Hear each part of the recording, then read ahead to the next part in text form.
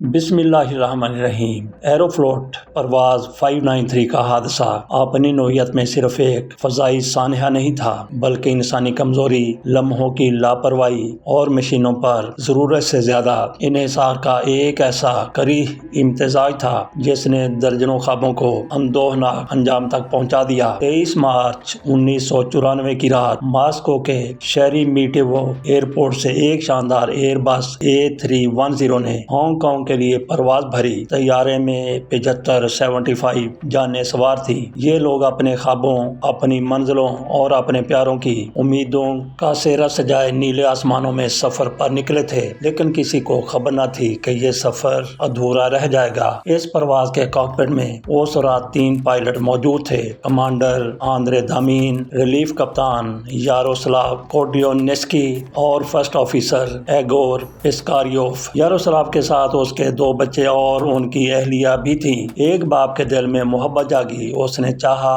کہ اس کی اولاد لمحہ بھر کو وہی خوشی محسوس کرے جو برسوں سے اس کی اپنی پہچان تھی: آسمان پر اڑنے کا ہنر۔ ایروفلوٹ فلائٹ 593 کا آٹو پائلٹ سسٹم فعال تھا۔ بلیک باکس کی ریکارڈنگ کے مطابق شریک پائلٹ یاروسلاو ولادیمیرووچ کوڈینسکی نے اپنے 2 بچوں یانا 12 سالہ بیٹی اور ایلڈر 16 سالہ بیٹے کو اس سانے سے تقریباً 1 گھنٹہ قبل کاکپٹ میں جانے دیا۔ سلاو کی طرف سے پہلے اپنی بیٹی کو اپنی سیٹ پر بٹھایا گیا۔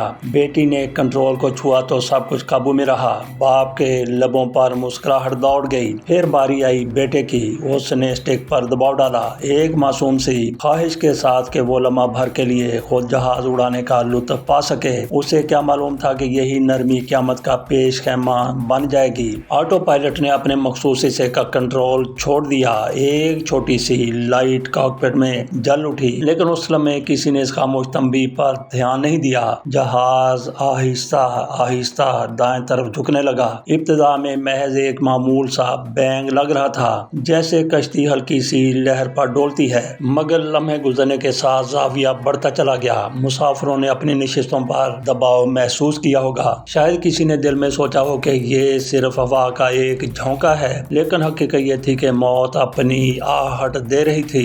جب عملے کو اندازہ ہوا تو جہاز بہت زیادہ جھک چکا تھا۔ پائلٹس نے قابو پانے کی کوشش کی، مگر اب صورتحال ان کے ہاتھ سے نکل رہی تھی۔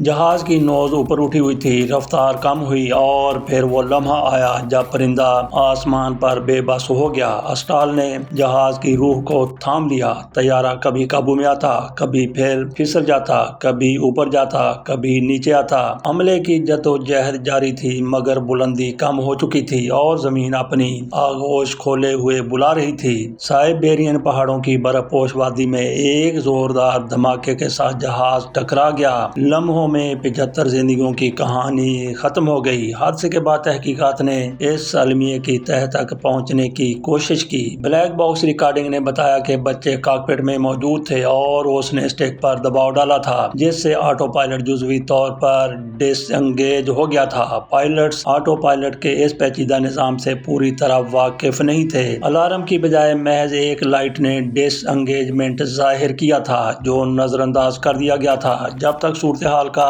ادراک ہوا، طیارہ پہلے ہی ایسے زاویے پر پہنچ چکا تھا جہاں قابو پانا تقریباً ناممکن ہو گیا تھا۔ تحقیقات نے یہ بھی بتایا کہ اگر بر وقت اقدام کیا جاتا تو جہاز کو سیدھا کیا جا سکتا تھا، مگر لمحوں کی تاخیر نے سب کچھ خاک میں ملا دیا۔ بلیک باکس کی ریکارڈنگ کو حالیہ دنوں چند ماہ پہلے ہی پبلک کیا گیا ہے۔ یہ سانحہ صرف پائلٹوں اور عملے کی ناکامی کا آئینہ دار نہ تھا، بلکہ ان خاندانوں کے لیے بھی قیامت تھا جو اپنے پیاروں کے انتظار میں گھنٹوں کھڑے رہے۔ اس پرواز میں زیادہ تر مسافر روسی شہری تھے، مگر ان میں ہانگ کانگ اور تائیوان کے تاجر بھی شامل تھے جو کاروباری سفر پر تھے۔ کچھ نوجوان اپنے خواب لیے یونیورسٹی جانے کے لیے روانہ ہوئے تھے۔ کچھ والدین اپنے بچوں کے ساتھ زندگی کے نئے سفر پر نکلے نکلے تھے۔ جب یہ خبر پہنچی کہ جہاز سائبیرین پہاڑیوں میں تباہ ہو چکا ہے تو ماسکو کے ایئرپورٹ پر کوہرام برپا ہو گیا۔